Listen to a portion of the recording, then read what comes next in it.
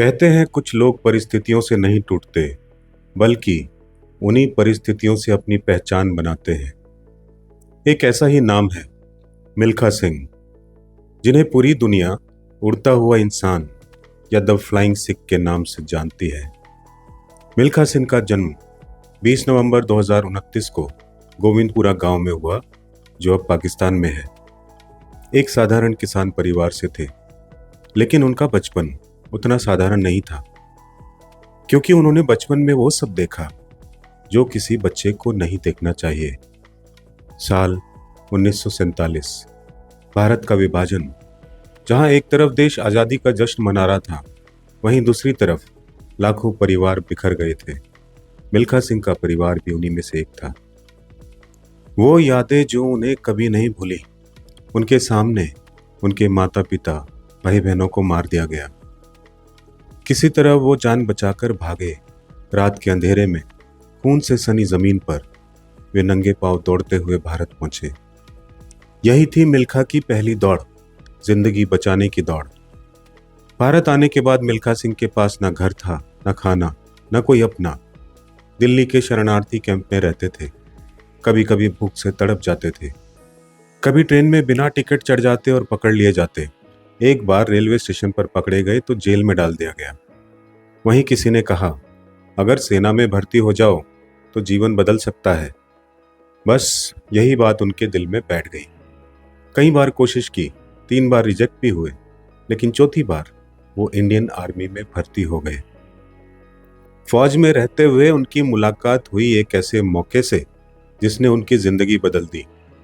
एक दिन कैंप में एक क्रॉस कंट्री रेस हुई। मिल्खा सिंह ने उसमें भाग लिया और बाकी सबको पीछे छोड़ दिया। उनकी दौड़ देखकर उनके अधिकारी दंग रह गए। उन्होंने कहा, सिंह, अगर तुम मेहनत करो तो एक दिन देश का नाम रोशन कर सकते हो। उस दिन के बाद मिल्खा सिंह के जीवन का एक ही लक्ष्य था, दौड़ना और सिर्फ दौड़ना। वे दिन में 6 घंटे तक अभ्यास करते थे। कभी गर्म रेत पर नंगे पांव दौड़ते, कभी पहाड़ियों पर चढ़ते, कभी रात में चुपचाप स्टेडियम में जाकर प्रैक्टिस करते। खून पसीने से लथपथ हो जाते, लेकिन रुकना नहीं सीखा। 1956 में उन्हें मेलबर्न ओलंपिक में भारत का प्रतिनिधित्व करने का मौका मिला। हालांकि वे वहां पे जीत नहीं पाए, लेकिन उन्होंने खुद से वादा किया, अगली बार मैं हारूंगा नहीं। इसके बाद उन्होंने अपने अभ्यास की तीव्रता को बढ़ा दिया। 1958 में कॉमनवेल्थ गेम्स कार्डिफ में उन्होंने 400 मीटर में स्वर्ण पदक जीत लिया। ये भारत के लिए एथलेटिक्स में एक ऐतिहासिक जीत थी, क्योंकि इससे पहले किसी भारतीय ने ये उपलब्धि हासिल नहीं की थी। द फ्लाइंग सिख का नाम उन्हें तब मिला जब उन्होंने पाकिस्तान में 1960 में लाहौर में दौड़ जीती। ये दौड़ थी पाकिस्तान के नामी गिरामी धावक अब्दुल खालिफ के खिलाफ। भारत पाकिस्तान के बीच यह मुकाबला सिर्फ एक खेल नहीं था, यह था 2 देशों के गर्व की लड़ाई। लाहौर के मैदान में हजारों लोग खड़े थे। हर तरफ से नारे लग रहे थे, अब्दुल खालिक जिंदाबाद। और वहीं भारत के कोने में खड़ा एक अकेला सिपाही था, मिल्खा सिंह। लेकिन उस दिन उनके मन में डर था। वो लाहौर की धरती थी, वही धरती जहां उन्होंने अपना परिवार खोया था। उनकी आंखों में बचपन की सारी दर्दनाक तस्वीरें घूम गई। उन्होंने खुद से कहा, आज अगर मैं हार गया तो अपने परिवार की आत्मा को शर्मिंदा कर दूंगा। और फिर जैसे ही सीटी बजी, मिल्खा सिंह ने उड़ान भर ली। वो दौड़े जैसे हवा दौड़ रही हो। हर कदम के साथ उन्होंने अपने दर्द को पीछे छोड़ दिया। जब उन्होंने फिनिश लाइन पार की, पूरा स्टेडियम सन्न रह गया।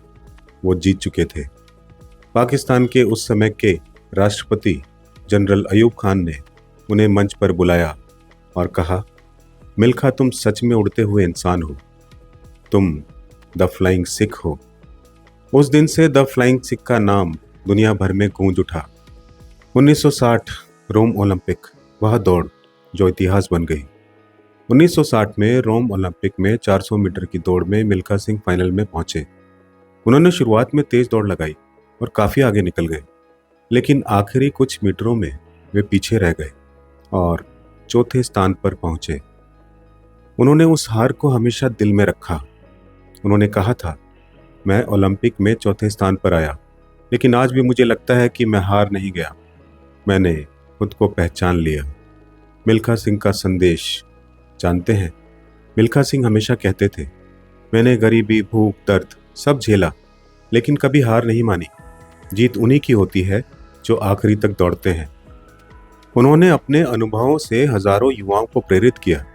उनकी जीवन की कहानी ने साबित किया कि परिस्थितियां चाहे कितनी भी कठिन क्यों ना हो, अगर जुनून है तो मंजिल मिल के रहती है। मिल्खा सिंह ने भारतीय वॉलीबॉल खिलाड़ी निर्मल कौर से विवाह किया।